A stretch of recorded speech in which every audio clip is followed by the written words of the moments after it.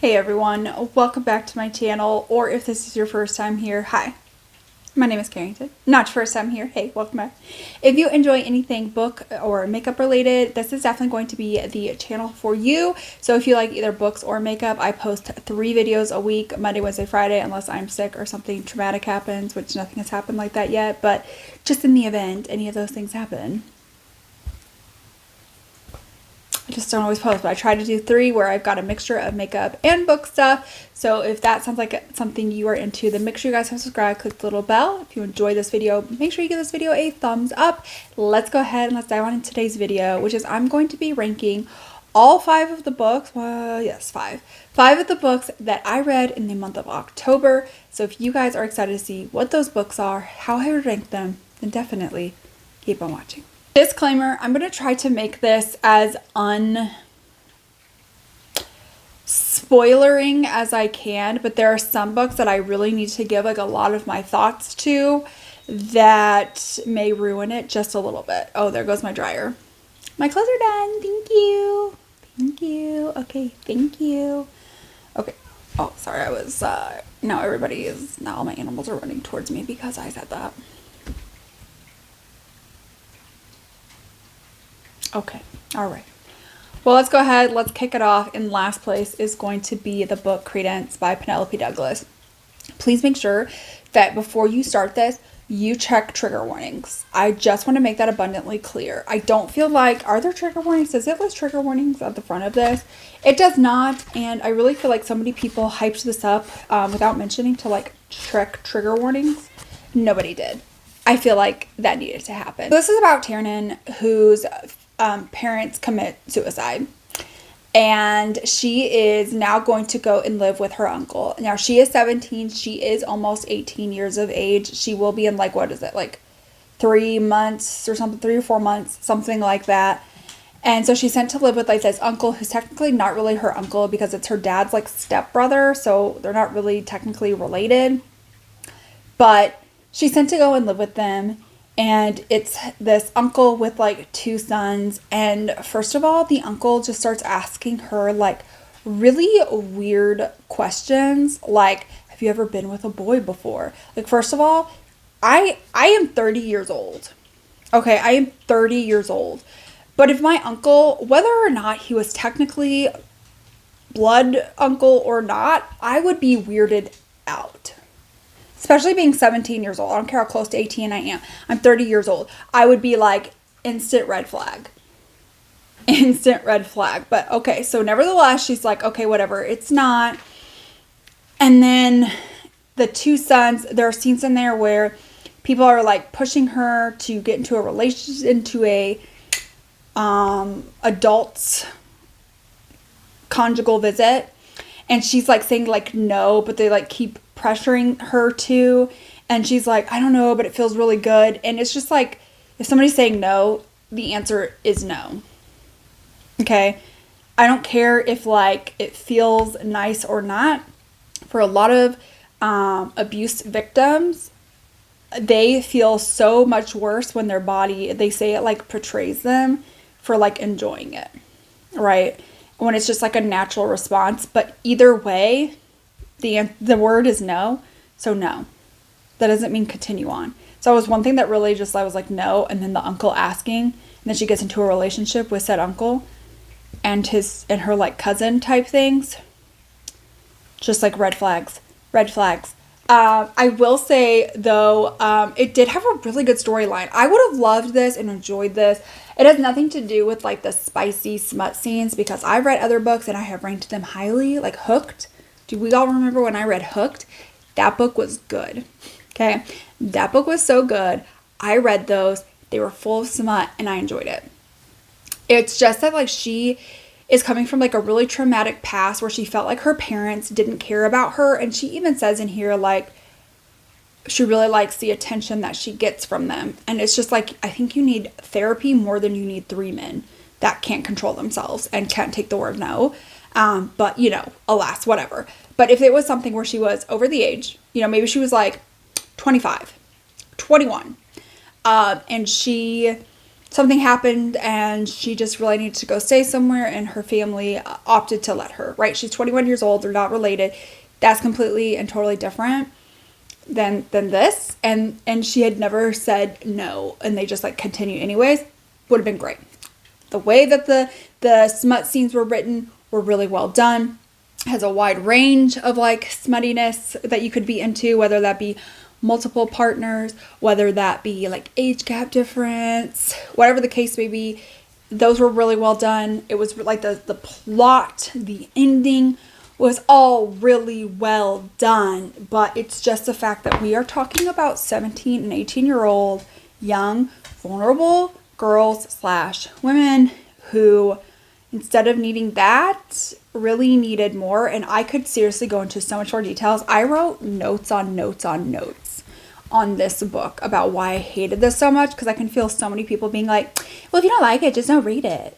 And it's like, well, yes, that's fine, but I would like to say why I don't like this and maybe help other people out. So if you want something a little bit more in depth about this book, then definitely let me know, because I can absolutely do a whole book just ranting and raving about this book. Okay, that was the only book from this past month that I absolutely hated. The rest of them I really like enjoyed, and I thought they were so well done. So I'm not gonna lie, I gave this like a 2 out of 5 stars. 2 out of 5. Okay. Next up is going to be Sour Candy. This is probably like a 3.75 out of 5. This is a really good book. And it's really short. Like, it's like 71 pages, but honestly, you could read this in like a couple hours. Right? If that. It's so short, so super simple, so super easy to read. And it was really good. And it's about this guy, and there's like a little bit of like a backdrop into his life. He was married. They got divorced because he did not want children, and she did. And, you know, she thought that like maybe over time he would change his mind, and he never did. He very much was like, nope, I'm not really about this. I don't want to do this. And, you know, she was like, fine. And they just decided to go their separate ways. He's been seeing someone else. They wake up and she's like, hey, neither of us have to work today. Why don't you go to the store? There's supposed to be like some movie marathon on, and get like a bunch of like snacks and stuff, and we can just spend the day like cuddled up together. And he's like, yes, this is going to be perfect. So this is a perfect day. He goes to the store and he sees this little boy. And the next thing he knows, and this little boy is like really weird with his mom. And then on his way home, he gets pulled over by the police, and they're like, hey, you know, like something weird happens. And he's like trying to say, I know who this lady was, but she had a boy with her and nobody can find the boy. Turns out the boy is now at his house, and now he has to be the dad, and he's trying to tell everyone that like he's not the dad. He's like, call my girlfriend, like I was supposed to just go get snacks, go talk to my ex-wife, go do XYZ. And so they do. And like everything contradicts what he said, and instead it's like the wife didn't want the kid, and like he did. And like the girlfriend was like, oh yeah, you know, like I've always been the one that didn't really ever want any kids, and you know, he just seems to really want to devote a lot of his time to kids. So we haven't really talked to each other in a while, and like everything is going against. And the little boy's birth certificate like has this guy's name on it, and he's like, what the hell?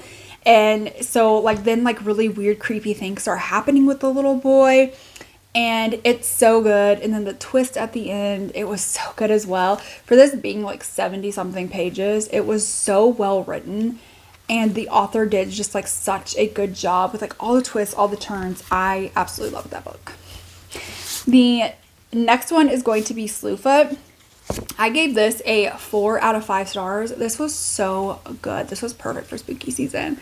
This is about Abatha, who gets married, and they are working towards like paying off her husband's brother, whose name is Wallace, to get the farm, because it's their dad's farm. He had like split up where like the brother could live on this land, but it was technically his. Well, now the brother's like working to like pay him off for it. They're down to like the final payment or two. And her husband dies, and now, you know, Wallace is like, okay, well, I guess the farm's mine. I can do whatever I want with it. And she's like, no, my husband's dead. Like, I can act on his behalf. And, you know, there's like a reverend there, because this was like during like Puritan time, right? Like Puritan society. It's wild. And then just like she is realizing very quickly that she may not be able to do this on her own. And that's when she like runs into like this like spirit that she feels is like really weird and just like off, but she like really befriends him, and she thinks that he's like an angel and he's just trying to do like good in this world. And so they're like teaming up, and she's being very successful, and Wallace is seeing this and, you know, seeing that like she's being successful and is going to be able to like pay off the farm. So he like sets to like destroy her and like accuses her of being a witch.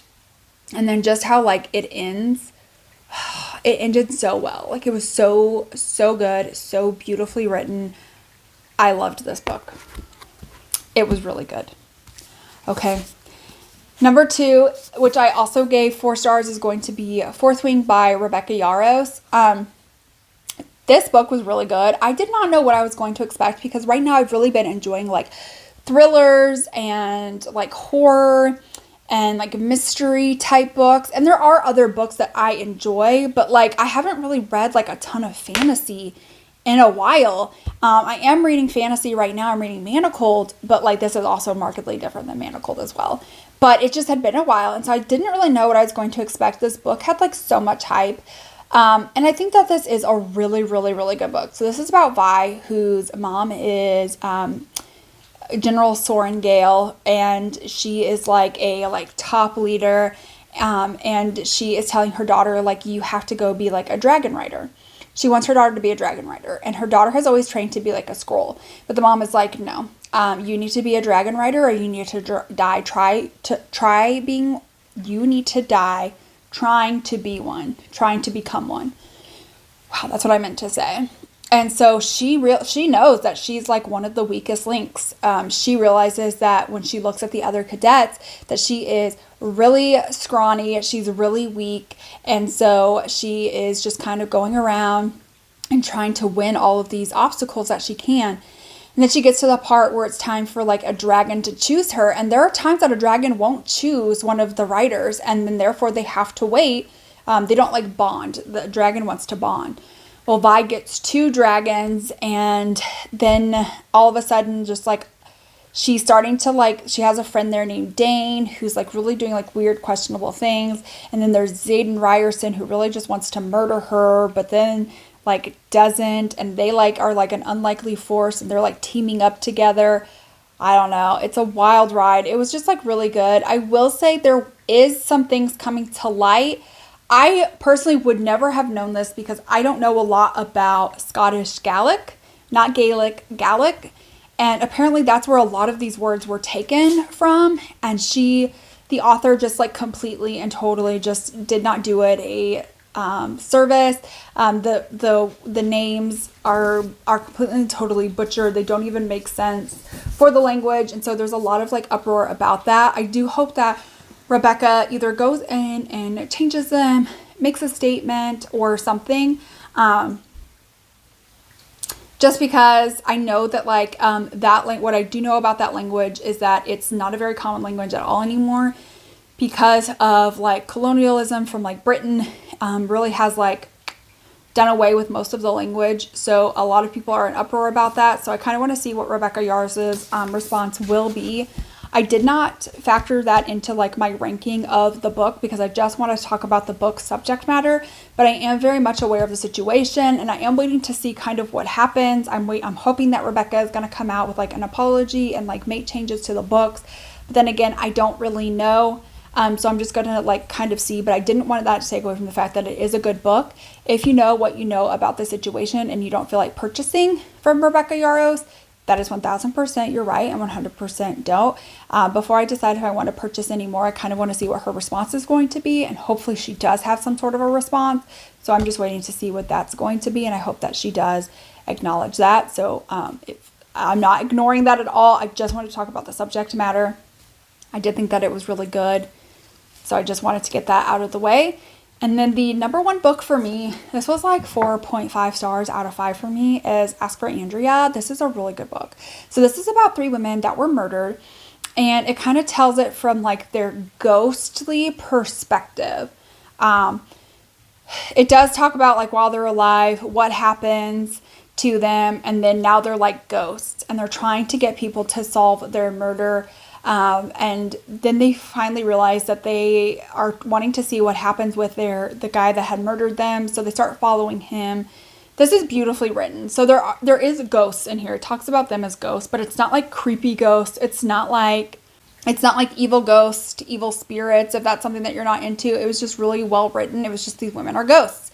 And trying to like protect other women and trying to solve like their own cases while also being ghosts.